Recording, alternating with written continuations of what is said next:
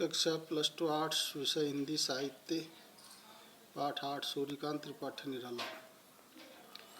8वीं व्याख्या। बुद्धि के दुर्ग पहुँचा विद्युत गति हत चेतन, राम में जगी स्मृति हुई सजग पाप भाव प्रमन।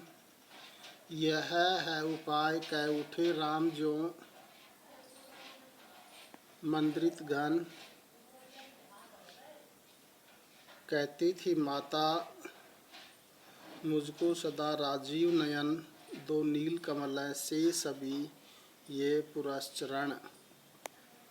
पूरा करता हूँ मात देकर एक नयन। प्रसंग। प्रस्तुत पद्यांश हमारी पाठ्य पुस्तक सरयू में संकलित कवि महाप्राण निराला द्वारा रचित राम की शक्ति पूजा शीर्षक कविता से अवतरित है। एक नीलकमल को जब माया ने चुपके से उठा लिया था, जबकि पूर्ण होने के समय वह व्यवधान राम की सिद्धि प्राप्ति में बाधा था, किंतु राम के मन में दीनता नहीं थी। उन्होंने निश्चय किया कि वे अपना एक नेत्र अर्पित कर माता को प्रसन्न करेंगे। व्याख्या। कवि सूर्यकांत त्रिपाठी निराला जी कहते हैं कि नीलकमल अपने स्थान पर नहीं था।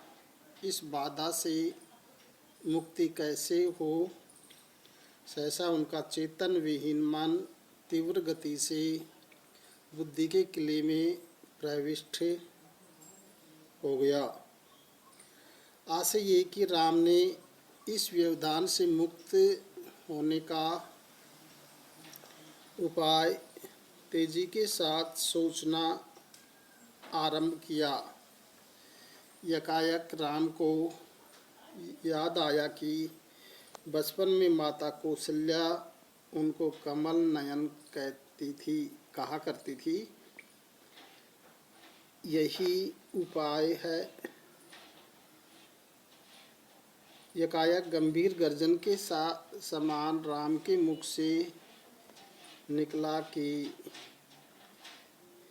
यही उपाय है जिससे नील कमल के अभाव की पूर्ति की जा सकती है।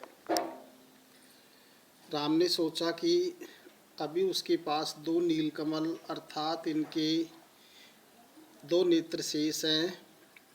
वह अपना एक नेत्र माँ शक्ति के चरणों में अर्पित कर अंतिम जप को पूरा करेंगे। विशेष। पहला पॉइंट। राम के नेत्र कमल के समान है। वह अपना एक नेत्र देकर नीलकमल के अभाव की पूर्ति करना चाहते हैं। दूसरा, सिद्धि प्राप्त करने के लिए राम का दृढ़ निश्चय व्यक्त हुआ है। तीसरा पॉइंट। अनुप्रास रूपक अलंकार वीर रस ओज का गुण है। चौथा, भाषा संस्कृतनिष्ठ साहित्यिक खड़ी बोली हिंदी है। 9वीं व्याख्या। कहकर देखा तुणीर ब्रह्म सर रहा झलक, ले लिया हस्त लक लक करता वह महाफलक। अस्त्र वाम कर दक्षिण लोचन, ले अर्पित करने को उद्यत हो गई सुमन। जिस क्षण बंध गया वेदने को दृढ़ निश्चय, कांपा ब्रह्मांड हुआ देवी का त्वरित उदय। साधु साधु साधक धीर धर्म धन धन्य राम, कह लिया भगवती ने राघव का हस्त थाम। प्रसंग।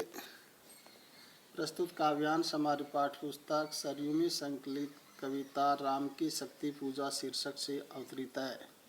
इसके रचयिता महाकवि सूर्यकांत त्रिपाठी निराला जी हैं।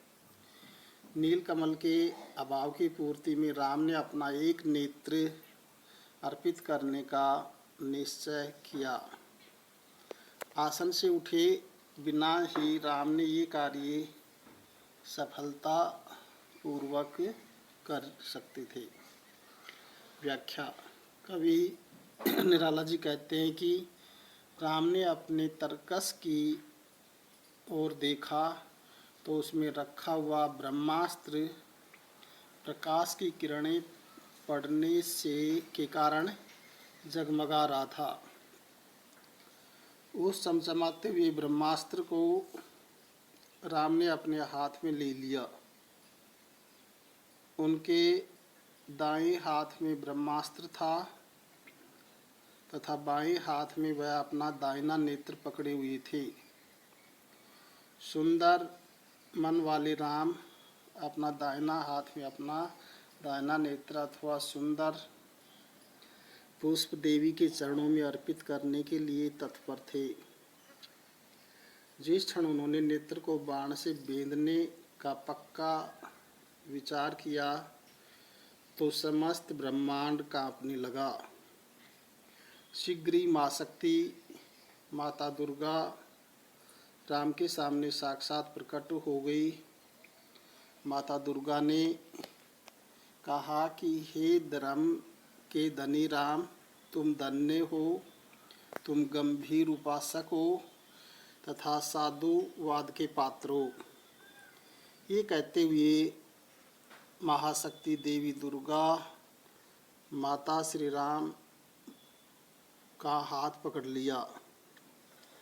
विशेष पहला पॉइंट, राम ने अपना एक नेत्र अर्पित कर जब पूर्ण करने का निश्चय किया। राम की दृढ़ता देखकर देवी दुर्गा तुरंत प्रकट हो गई। दूसरा, राम का भगवती के प्रति सच्चा समर्पण तथा देवी का उनके प्रति वात्सल्य का चित्रण हुआ है। तीसरा, भाषा विषयानुकूल सरस तथा साहित्यिक खड़ी बोली हिंदी प्रयुक्त हुई है। चौथा, अनुप्रास वनरुक्ति प्रकाश श्लेष अलंकार प्रयुक्त हुआ है। पांचवा, ओज काव्य गुण तथा वीर रस का प्रयोग किया गया है।